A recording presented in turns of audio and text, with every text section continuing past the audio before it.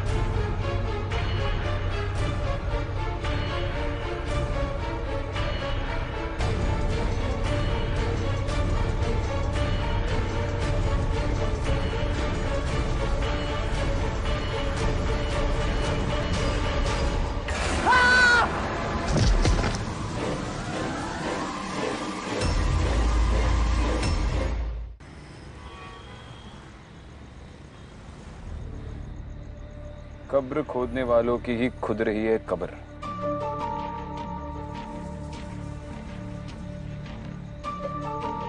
कब्रिस्तान में कब्र खोदने वाले को कोई क्यों मारेगा, वो भी इतनी बेरहमी से। तुमने गौर किया?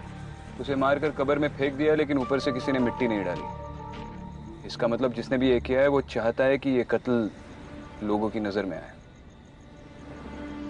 ये कम्युनल झगड़ा भी हो सकता है। सुरेश सर भी कह रहे थे उस कम्युनिटी के लोग काफी घबराए हुए।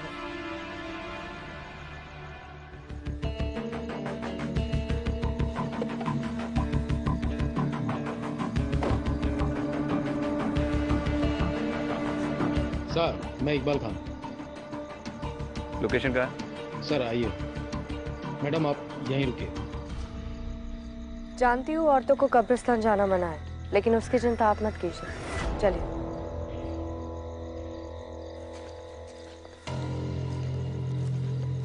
सर यही जगह है।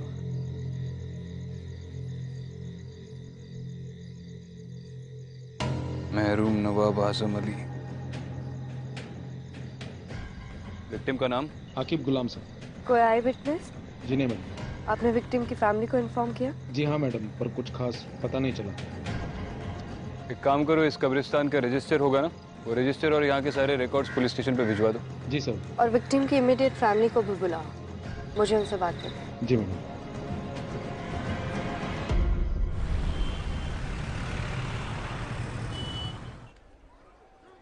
माफ कीजिए, आपसे कुछ सवाल पूछने थे, इसीलिए अभी आपको तकलीफ दी। आप ठीक तो है? अब कुछ ठीक नहीं हो सकता। एक बेटी है हमारी, हर वक्त पूछती रहती है अब्बू कहाँ, अब्बू कब आएंगे। मना किया था आपने, कब्रिस्तान का काम मत करो, कोई और नौकरी भी तो ढूंढ सकते हो। कहते थे खुदा का दिया हुआ काम है, ठुकराते नहीं।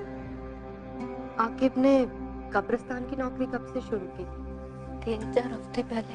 और इन 3-4 हफ्तों के दौरान आपकी उससे कितनी बार बात हुई होगी? 1-2 बार बात हुई थी, पूछने पे बोलते थे सब सलामत, पर नहीं। हम जानते, उनकी आवाज में एक अजीब सी घबराहट थी। सब कहते हैं उस कब्रिस्तान में शैतान का साया, ये सब उसी का किया हुआ है। ठीक है, आप जा सकती हैं। अगर दोबारा जरूरत पड़ी तो बुलाएगी।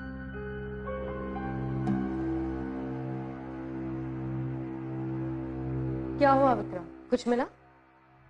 बेगम नूर बानो, आकिब के रजिस्टर में आखिरी एंट्री। समझ में नहीं आ रहा है इन्वेस्टिगेटिंग टीम ने इतना बड़ा लीड इग्नोर कैसे कर लिया। सिर्फ नाम लिखा है, बाकी के सारे कॉलम्स ब्लैंक। पर ये बेगम नूर बानो है कौन? उसके घर का पता चल गया है।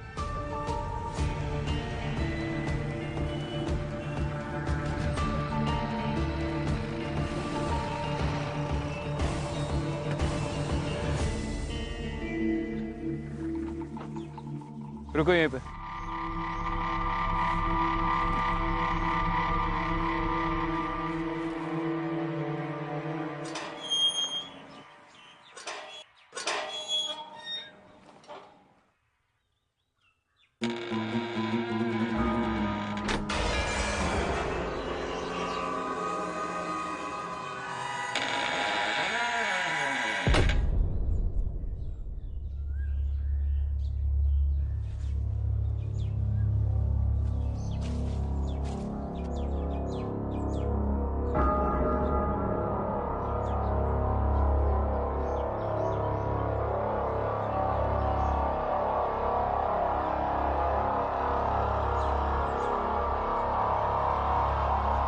आप कौन?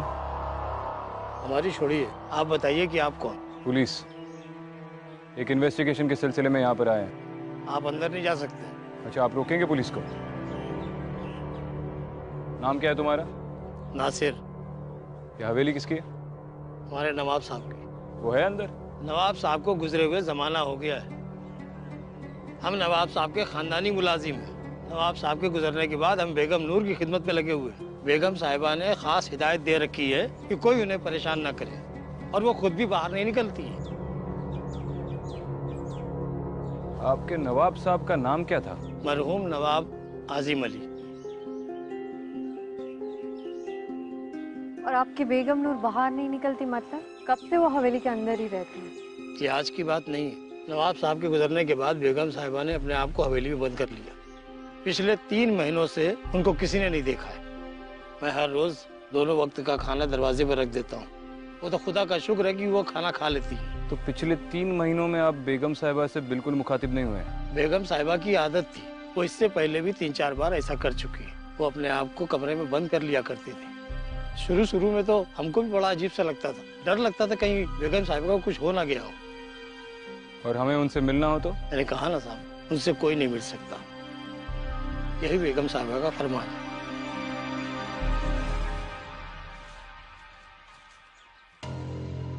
मरहूम नवाब आजिम अली,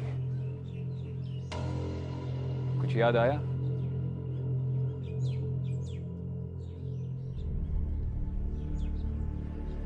इस इमारत के हश्र को देखकर समझ में आता है इसकी नींव कितनी मजबूत होगी।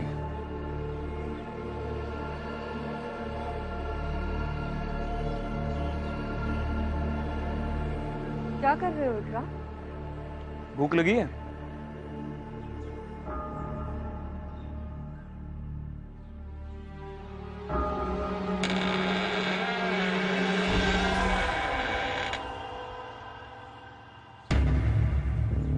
चलो।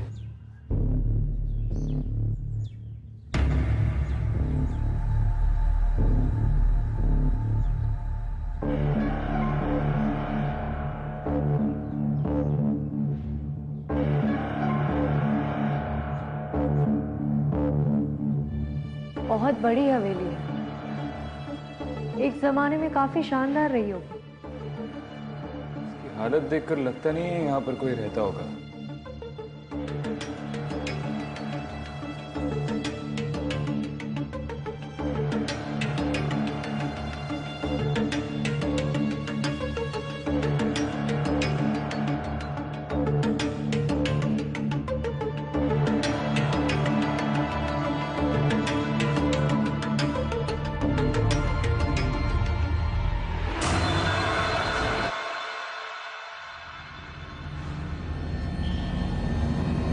विक्रांत इस विक्रांत,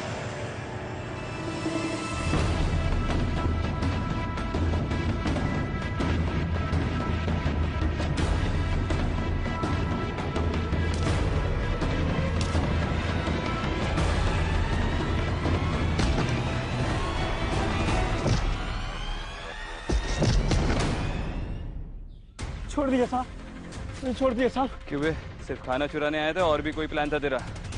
और हमको देखकर भाग गया? नहीं साहब, मैं चोरी नहीं कर रहा हूँ साहब। तो ये खाना क्या बेगम ने तुझे खैरात में दिया है? हाँ? नहीं साहब, ऐसी बात नहीं है साहब। पहले ये सामान सब अंदर जाता था और अभी कुछ ही दिनों से देख रहा हूँ कि ये सब बाहर ही रखा रहता है, तो इसलिए मैं ही उठा लेता हूँ साहब। सच बोल रहा है तू? हाँ हाँ साहब, सच बोल रहा है? हाँ सच बोल रहा हूँ साहब।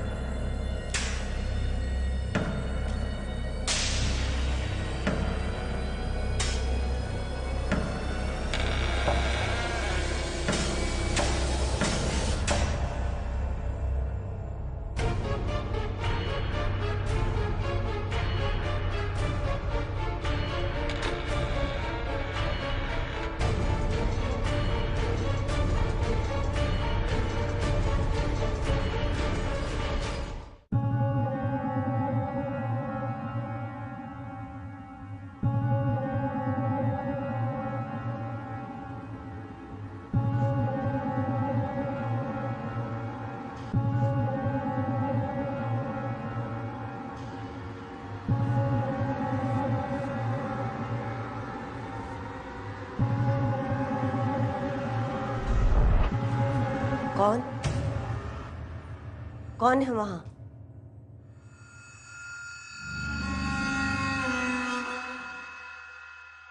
तुम अंदर कैसे आई? आई एम सॉरी पर मैं एएसपी अदिति शर्मा हूँ, मुंबई पुलिस। आप बेगम नूर बानो है ना? आपसे कुछ बात करनी है। किसी के घर में बगैर इजाजत के चोरों की तरह कैसे चले आए? हमारे कमरे में आने की जरूरत कैसे की? देखिए, मैं सिर्फ अपना काम कर रही हूँ। नासिर, मैम, मुझे आपसे एक मर्डर के सिलसिले में कुछ बात करनी है।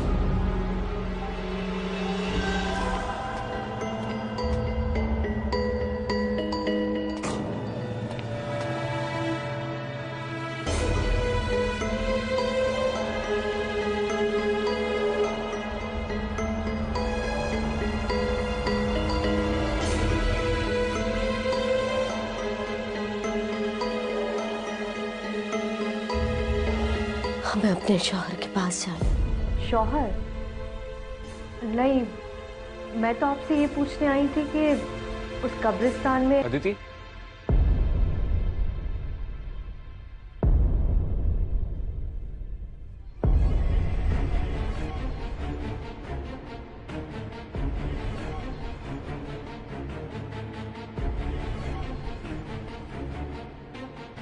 चलो।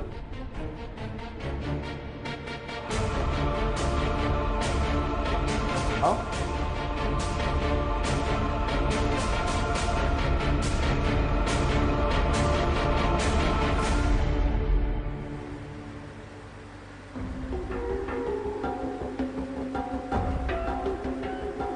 तुम ठीक हो? हाँ।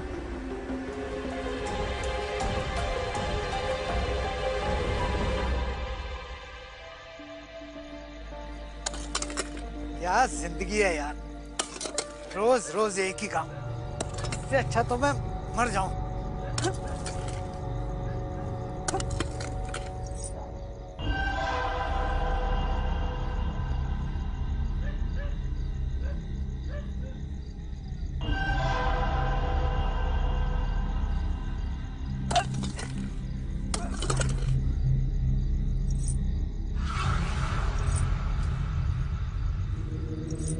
कौन है? कौन है वो?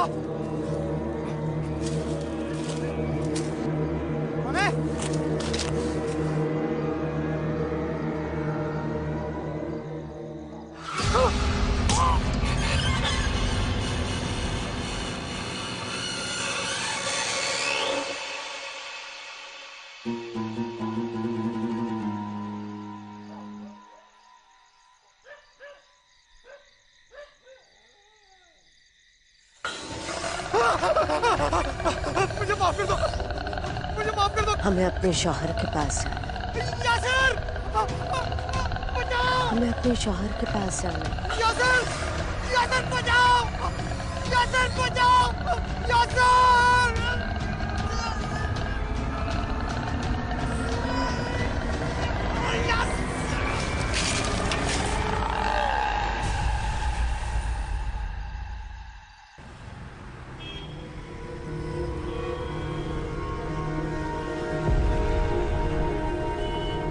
इतने लोग कब्रिस्तान में मारे जा रहे हैं सर, आप लोग क्या कर रहे हैं? आप कुछ भी नहीं कर पा रहे हैं, ऐसा क्यों सर? कुछ नहीं होता आप लोगों से, बस हाथ पे हाथ रख के बैठे रहिए। तुम सही कह रहे हो। अरे कांस्टेबल, इन्हें पानी पिलाओ, ठंडा करो इन्हें, गर्मी बहुत बढ़ गई है इनमें। क्या बात है, क्यों गला फाड़ रहे हो? सब वो शाकिब मेरा भाई था। आगे बोलो। सब उस रात को जब मैं उसके लिए खाना लेके गया, जैसे मैं दरवाजे के पास पहुंचा तो उसके चिल्लाने की आवाज आ रही थी। ऐसा लगा जैसे वो किसी से माफी मांग रहा है। मैंने आसपास बहुत ढूंढने की कोशिश करी लेकिन सब वहां पे कोई था नहीं। आखिर कब तक ऐसे कब्रिस्तान में लोग मरते रहेंगे साहब? हमें जवाब चाहिए। सही वक्त आने पर सारे जवाब मिल जाएंगे। अभी तुम लोग घर जाओ। मेरे ख्याल से ये सब कुछ बेगम नूर कर रही है। इसका मतलब दिन भर घर पे छुप कर बैठने वाली रात को बाहर निकलती है। विक्रांत, तुमने बताया था ना, उस गरीब आदमी ने कहा था कि पिछले कई दिनों से मुलाजिम का रखा खाना किसी ने नहीं उठाया और खाना खाए बिना कोई जिंदा नहीं रह सकता। तो इसका मतलब ये है कि वो मर गई है और उसकी आत्मा ये सब कुछ कर रही है। उस मुलाजिम ने भी कहा था कि बेगम नूर महीनों तक बाहर नहीं आती है, तो हो सकता है कि अकेलेपन में उसकी मौत हो गई हो और किसी को पता नहीं चला हो। और मेरे ख्याल से उसकी बॉडी अभी भी उसी हवेली में। अब इसका जवाब तो वो हवेली ही दे पाएगी। खाना खाया तुमने? नहीं, क्यों? नहीं, उस मुलाजिम ने खाना घर के बाहर तो रखा ही होगा और अब तो वो चोर भी पकड़ा गया। अरे तुमने ही तो कहा खाने के बगैर कोई जिंदा नहीं रह सकता।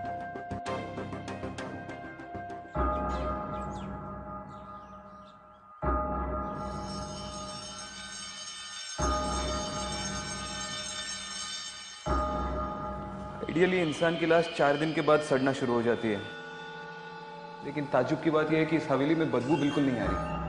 अगर उसकी लाश पिछले 3 महीनों से यहाँ पर पड़ी हुई है तो बदबू जरूर आती है। कोना कोना छान मारो and Aditi look for a stench.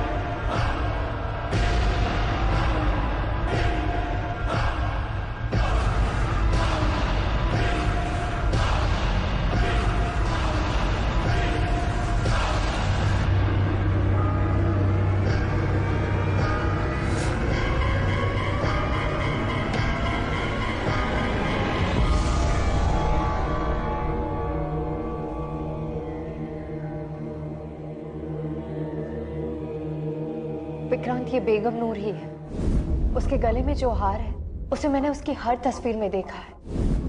उस दिन वो मुझसे अपने शौहर के बारे में कुछ पूछ रही थी। हमें अपने शौहर के पास जाना। उसका शौहर वही है ना जिसकी कब्र हमने उस कब्रिस्तान में देखी थी, नवाब आजिम अली। विक्रांत, मुझे लगता है कि हम बेगम नूर की कब्र उसके शौहर की कब्र के पास बनाते तो शायद उसकी आत्मा को शांति मिल जाए और ये सब कुछ रुक जाए। शायद हाँ, शायद ना, लेकिन ये कंकाल पिछले 3 महीनों से यहाँ पर पड़ा हुआ है। यकीनन अब वक्त आ गया है कि उसे दफनाया जाए।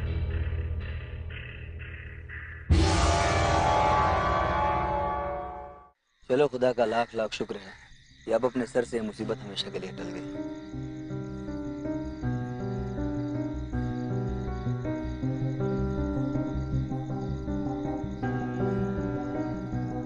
मुझे लगता है अब सब कुछ ठीक हो जाएगा। कम से कम देर से ही सही बेगम नूर की आत्मा को सही अंजाम तो मिला। अब शायद वो किसी को तंग नहीं करेगी। तो तुम्हें वाकई लगता है कि ये सब करने से उस शैतान का साया इस मुकद्दस जगह से हट चुका है?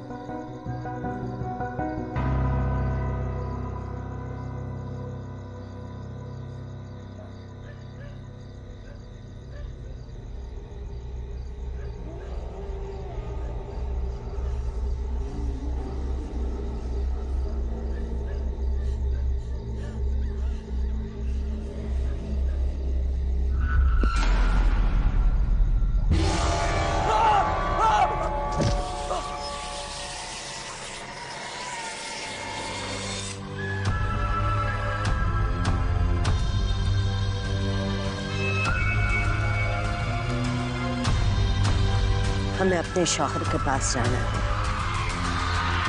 बेगम नूर बानो, नवाब आजिम अली, क्या लाइफ रही होगी इनकी एक जमाने में। मुझे तो दिलचस्पी इस बात की है कि अब इतनी बड़ी प्रॉपर्टी का क्या होगा। अब ना तो नवाब रहे ना ही बेगम साहिबा।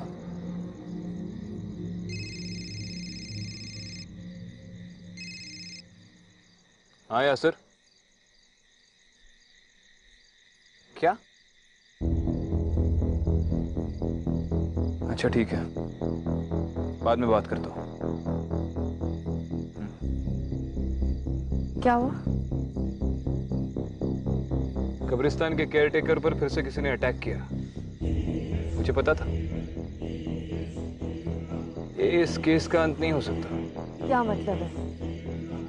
तुम्हें ऐसा क्यों लग रहा है? केयरटेकर का कहना है कि जिस औरत ने उस पर अटैक किया वो भी बार बार वही कह रही थी। हमें अपने शौहर के पास जाना है।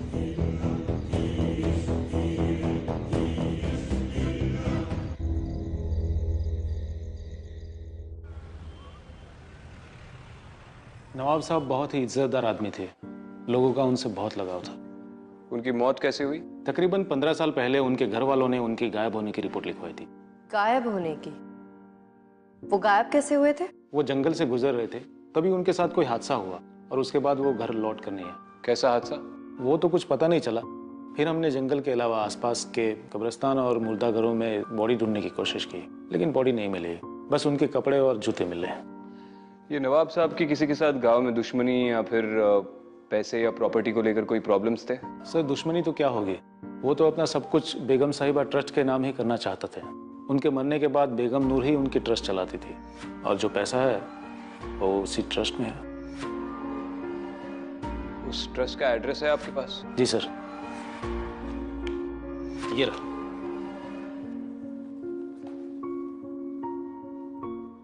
ओल्ड भोपाल।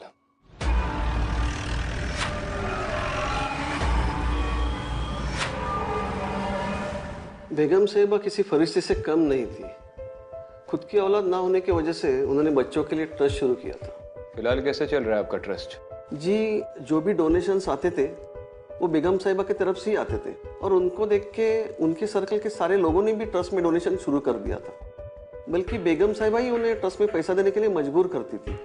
अब पता नहीं उनके मौत के बाद क्या होगा। जैसे बच्चों के सर से माँ का साया हट जाएगा, बिलाल जी, हम इस ट्रस्ट की अकाउंट डिटेल्स देख सकते हैं? जी हाँ बिल्कुल, मैं अभी आपको दिखा देता हूँ।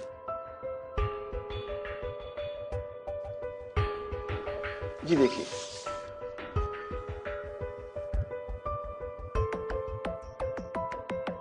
ट्रांजैक्शंस तो बहुत कम है, पिछले 1 साल में तो बिल्कुल ही नहीं है। लेकिन उससे 1 साल पहले 25 लाख की रकम और 10 लाख रुपए और किसी ने विड्रॉ किए हैं। बिलाल जी, बेगम नूर के अलावा इस ट्रस्ट से किसे विड्रॉ करना अलाउड था? जी वैसे तो ट्रस्ट गरीबों की भलाई के लिए बनाई जाती है, लेकिन नवाब साहब और बेगम साहिबा के जितने भी रिश्तेदार हैं वो ट्रस्ट से पैसा निकाल लेते हैं। उनकी विल में ही ऐसा लिखा है। ये फंड्स कहाँ ट्रांसफर हुए थे? जी फिलहाल तो मेरे पास सिर्फ अकाउंट नंबर है, मैं उसके सारे डिटेल्स निकालता हूँ और आपको फोन कर देता हूँ। चलो ठीक है, बाद में बात करता हूँ। कुछ पता चला? ये बेगम नूर के ट्रस्ट के अकाउंट से जो पैसे निकल रहे हैं वो इंदौर ट्रांसफर हो रहे हैं, किसी अमीना नाम की औरत के अकाउंट में। हो सकता है कि अमीना नवाब साहब या बेगम नूर की कोई रिश्तेदार हो सकता है, लेकिन ये कंफर्म करने के लिए इंदौर जाना होगा।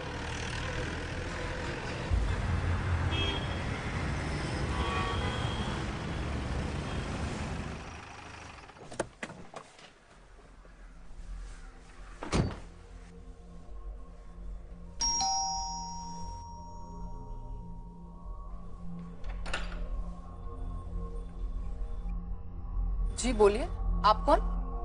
आप अमीना? जी आप? मुंबई पुलिस, आपसे कुछ बात करनी है, अंदर आ सकते हैं? हम आपसे एक केस के सिलसिले में बात करने आए हैं। हाँ पूछिए, क्या पूछना है आपको? आप बेगम नूर बानो को जानती है? हाँ, नाम सुना है उनका। अच्छा, तो उनके ट्रस्ट से पहले 25 लाख और फिर 10 लाख, टोटल मिला के 35 लाख आपके अकाउंट में कैसे जमा हुए? अच्छा ठीक है, आप उनके शौहर नवाब आजम अली को तो जानती होंगी? हाँ जानते हैं, वो मेरे अब्बू के काफी अच्छे दोस्त थे, हमारे घर काफी आया करते थे। कमाल है, तो फिर आप उनकी बीवी को नहीं जानती? दरअसल बात यह है कि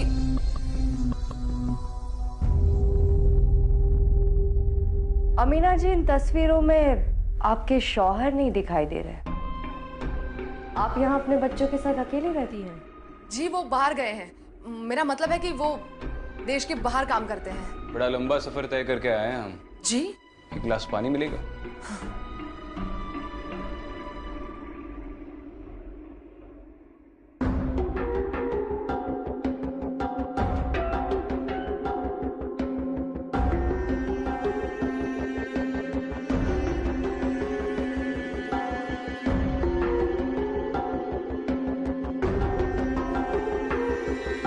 शुक्रिया। आपके शौहर का नाम क्या बताया आपने? जी आजिम शेख। उनकी कोई तस्वीर देख सकती हूँ मैं? आपके मोबाइल में तो होगी। हाँ।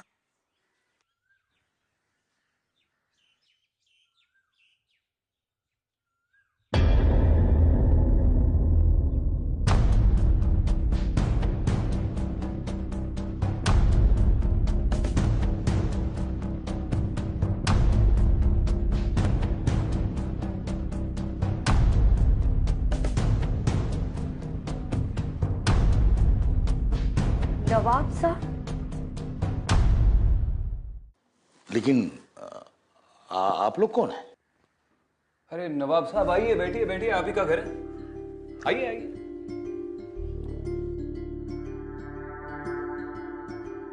किरण सिंह, मुंबई पुलिस।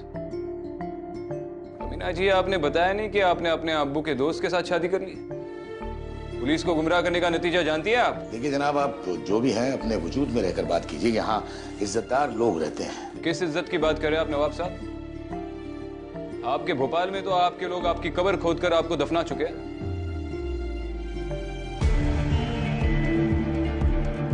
नवाब साहब, आपकी पहली बीवी बेगम नूर बानो आपको 15 साल से ढूंढ रही है और आप यहाँ पर? शर्म नहीं आती आपको? जरा सी भी इंसानियत नहीं है? मोहतरमा, दायरे में रहकर बात कीजिए। हम अगर अपनी पुश्तैनी हवेली छोड़कर यहाँ रह रहे हैं तो उसके पीछे कोई वजह है। वो बांझ थी, आप उन्हें सच क्यों नहीं बता देते? बेगम आप चुप रहिए। माना कि नूर हमारी बेगम थी, लेकिन वो हमें कभी औलाद ना दे सकी। हम हमेशा उनकी औलाद से महरूम रहे। शायद इसी गम में वो पगला गई। हमने सोचा धीरे धीरे सब ठीक हो जाएगा, लेकिन नहीं हो सका। जब पानी हद से गुजर गया, जब बात हद से बढ़ गई, तब हमने यह रास्ता अख्तियार किया। माना कि वो हमें कभी तकलीफ नहीं देती, ना हम उन्हें कभी तलाक देते, ना वो हमसे कभी तलाक मांगती।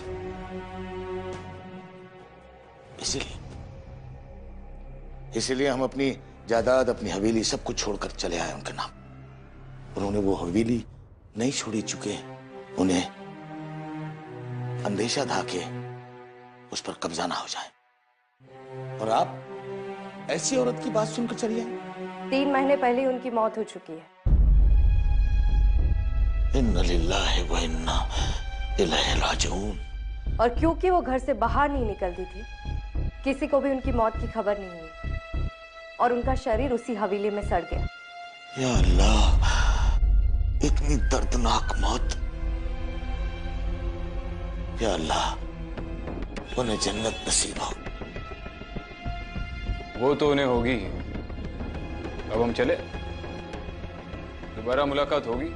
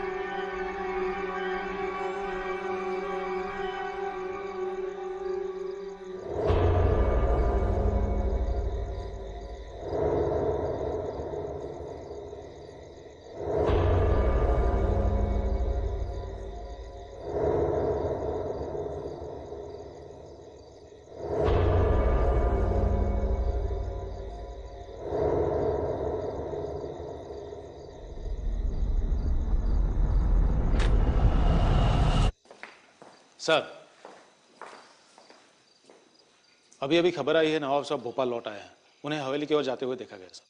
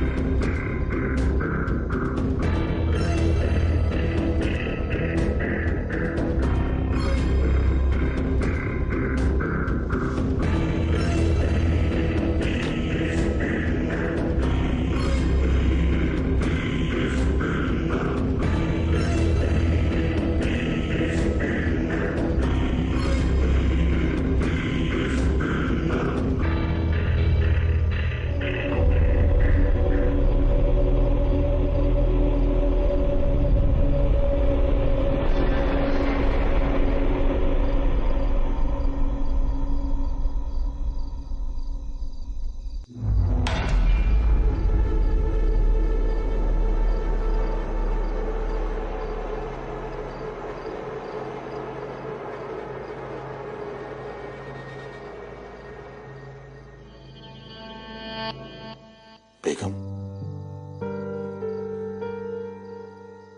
हम आपके कसूरवार हैं, गुनहगार हैं आपके। बखुदा, हमारा मकसद आपको तकलीफ देना नहीं था, लेकिन क्या करते, थक गए थे। हमने आपके साथ बहुत बुरा किया,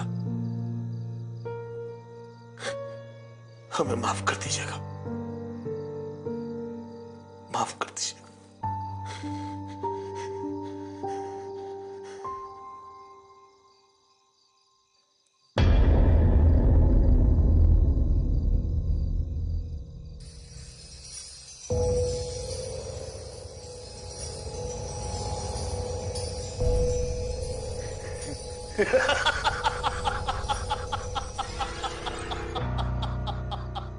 ये हवेली, ये घर, यहाँ की एक एक चीज मेरी है। मेरी मेरी अजीब बेवकूफ औरत थी तुम।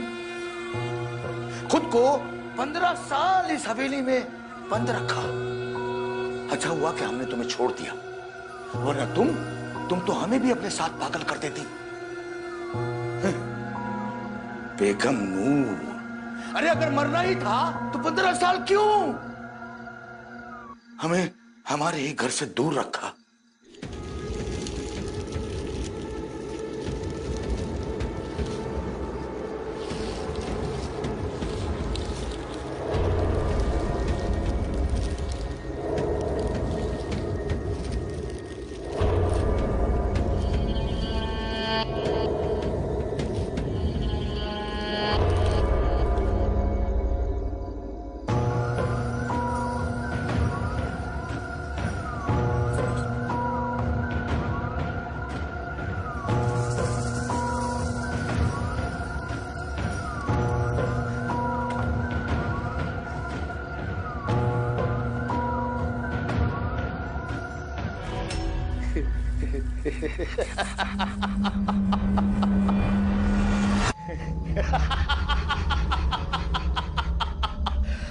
शुक्रिया बेगम, शुक्रिया।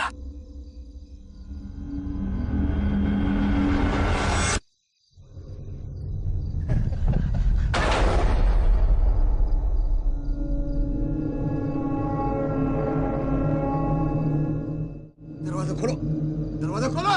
नासिर, कहाँ जा रहे हैं आप?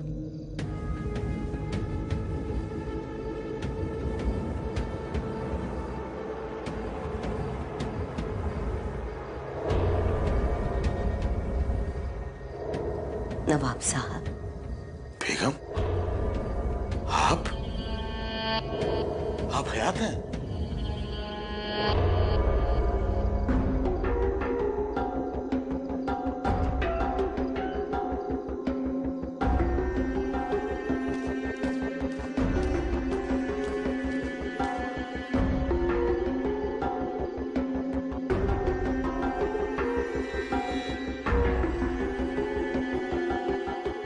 साल 15 साल इंतजार किया आपका, अब कह नहीं जाएंगे आप। लेकिन पुलिस वाले तो बोल रहे थे कि आप मर चुकी हैं। मौत की खबर तो आपकी भी सुनी थी। ये नहीं हो सकता, ये सब आपकी नौटंकी है। मैं सब पुलिस को खबर कर दूंगा अभी अभी।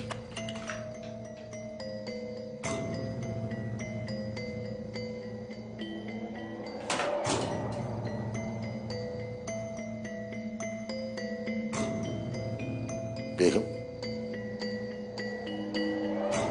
हमें माफ कर दीजिए, हम आपको तकलीफ देना नहीं चाहते थे, हम आपके गुनहगार हैं। बहुत इंतजार करवाया आपने,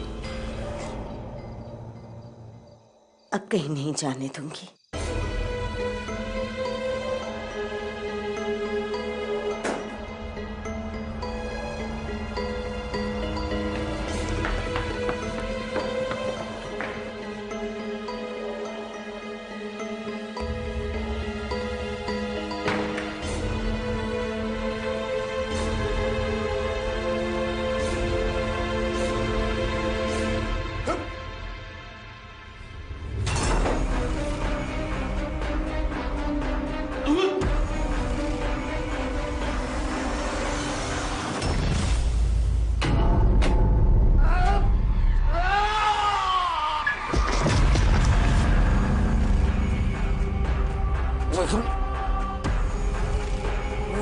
तुम्हारा गुनहगार।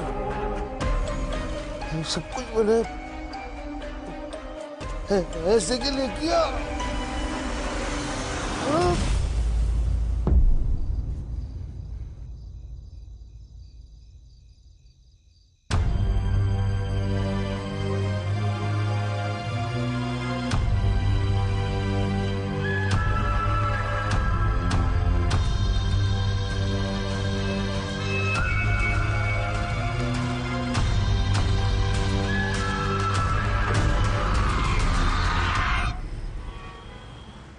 तुम्हारी अमीना से बात हुई? हाँ, इन्फॉर्म कर दिया और कब्रिस्तान कम्युनिटी वालों की रिक्वेस्ट के बारे में भी बताया। सरप्राइजिंगली वो मान भी गई। कौन सी रिक्वेस्ट? वो लोग चाहते थे कि नवाब साहब की कब्र बेगम नूर की कब्र के पास बनाई जाए ताकि उनकी आत्मा को शांति मिले। और अमीना इस बात को मान गई? मान गई।